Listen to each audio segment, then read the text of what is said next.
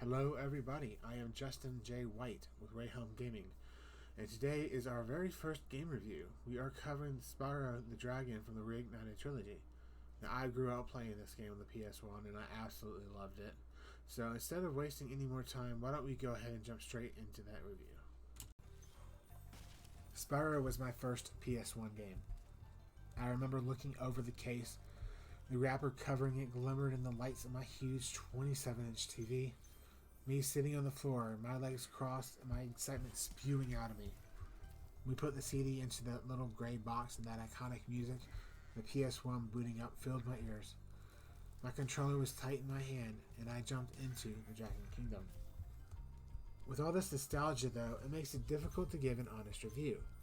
Am I reviewing what I remember, or am I reviewing what it is now? I think it's going to be a mix of the both, because without the former, we would have never had the latter.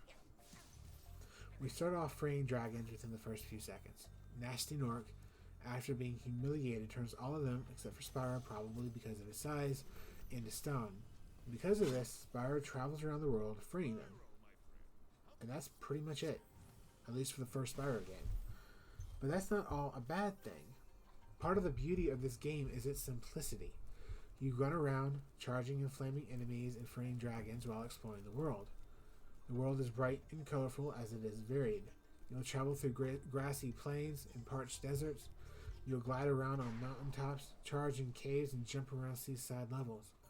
Sometimes you'll have a guest in the sun, and others the guidance of the moon. The monsters are very well designed.